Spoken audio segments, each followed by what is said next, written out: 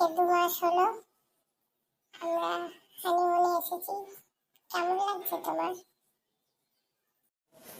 আমার তো খুব আনন্দ লাগছে হানিমুনে এসে। জায়গাটাও খুব সুন্দর, চারিদিকে খুব ভালো লাগছে। তারপরে সমুদ্র আছে, আরো মজা লাগছে। সমুদ্রে স্নান করবো কবে আমরা? করবো সবে তো এলাম, এখনো তো 7 দিন আছে। ঠিক একদিন স্নান করবো।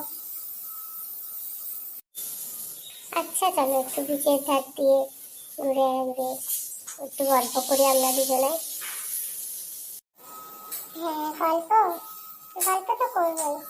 তার আগে তোমাকে আমার কিছু পুরনো কথা জানাতে চাই, যেগুলো আমি আমার মধ্যে গোপন রাখতে চাই না।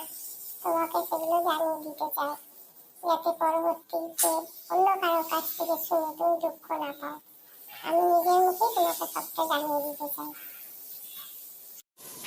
কি এমন কথা যে আমি শুনলে দুঃখ পাবো? তুমি বলো, তোমার মুখ থেকে আমি শুনি, আমি কোনো দুঃখ পাবো না। হ্যাঁ, কথা তো আছে, তাহলে বলি। তুমি আসার আগে আমার জীবনে একটি মেয়ে ছিল, তাকে আমি 10 বছর ধরে খুব ভালোবাসতাম। সেই মেয়েটি আমাকে হঠাৎ বিক্রয় করে। তার নাকি 10 বছর প্রেম করার পর মনে হলো যে সে তার বাবাকে জানাতে পারবে না, তার বাবা খুব রাগী, সে মানবে না, তাই সে আমাকে ছেড়ে দিয়ে চলে গেছে। কিন্তু আমি এখনো তাকে ভুলতে পারিনি।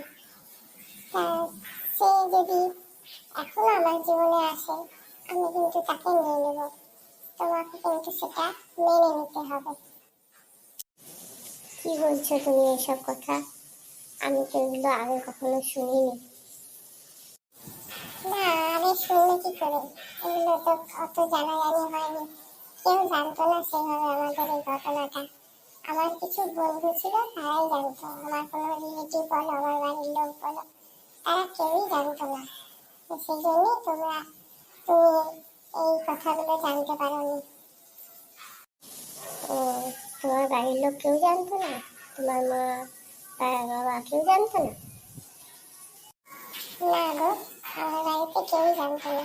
তবে আমার আশা ছিল, আমি যে মেয়েটিকে ভালোবাসি, বাড়িতে জানালে তারা অবশ্যই মেনে নেবে। কারণ তারা আমাকে প্রচন্ড ভালোবাসে, আর আমার বিয়েতে তারা বিশ্বাসও করে যে আমি কোনো ভুল ডিসিশন নেব না। আমার মতামতে তারা একমত ছিল। কিন্তু সেই মেয়েটাই তো আমাকে বিক্রয় করলো, যার জন্য আর আমি কিছু বলতে পারলাম না তাদেরকে। যার জন্য তাদের দেখাতেই তোমাকে আমি বিয়ে করলাম। ও আচ্ছা, বুঝে নিলাম। তাহলে তোমার পছন্দ ছিল না, তুমি শুধু বাড়ির দেখাতেই আমাকে বিয়ে করেছো? পছন্দ ছিল না বলবো না, দেখতে গেছি যখন ভালো লেগেছে। অবশ্যই আমার বাড়ির ফ্যামিলিকেও ভালো লেগেছে, কিন্তু তাদের দেখাতেই আমি তোমাকে বিয়েটা করেছি। আর তোমাকে এটা মাথায় রাখতে হবে যে সে যদি ফিরে আসে, আমি কিন্তু তাকে মেনে নেব। তুমি আশা করি আমার কথাটা রাখবে। বুঝলাম, ভেবে দেখবো, যখন কাজেটা তখন কাটে সেটা হবে। চলো এখন আমরা এনজয় করি। ये शाम का दिलकश मंजर, ये साहिल और समंदर, कहते हैं आप न जाए, हम पर ये करम फरमाए।